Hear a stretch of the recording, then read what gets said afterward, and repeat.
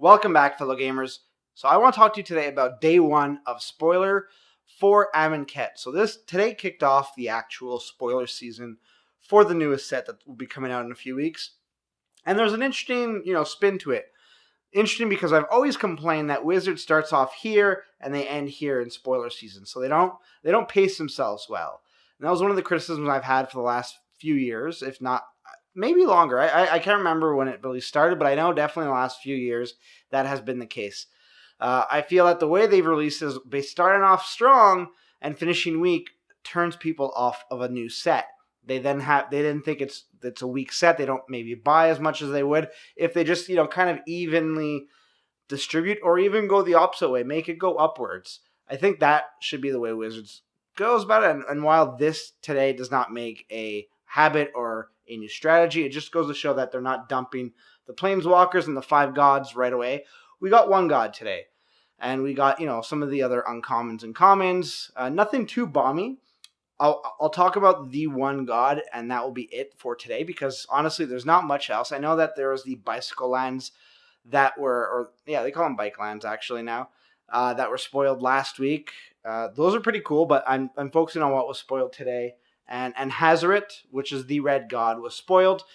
I think it's interesting that they went this way with the gods. So they're not they're not enchantment creatures. They still have an ability that would not allow them to attack.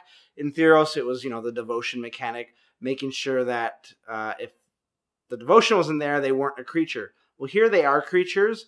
They just maybe can't attack. In this case, for the red god, for Hazoret. Interestingly enough, because it will be a creature at all times, you can use it to tap and do other things with it. So there still is some use for it. I find the mana cost is good for its power and toughness and the fact that it's indestructible. I do feel that the ability is overcosted. I would have liked to see a much lower ability so it could take advantage of Madness. That was from the Shadows over Innistrad block. But maybe they tried it with a lower cost and it was just too abusive. I don't know. I just feel if I were to stack this god with Purphoros, I would much rather have Purphoros. Purphoros is obviously a stronger god. I hope this is the weaker god. Maybe it's not. I would definitely love to know what your opinion is of it. So far, I'm not really excited for the god, but we'll see. We'll see. I'm really hyped up for the rest of the gods, the rest of the set. This isn't going to kill my enthusiasm. Now it's like, I'm just wondering now. And that's a good thing for Wizards to have. Now it's me wondering what the rest of the gods are like. So I do appreciate the slow roll in that sense. So we'll see what happens. We'll see how it plays off. Let me know what you think of the new god. I'm really interested to know.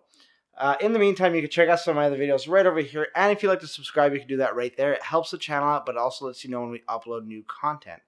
I'd like to thank you for making me a part of your day. And until next time, good gaming.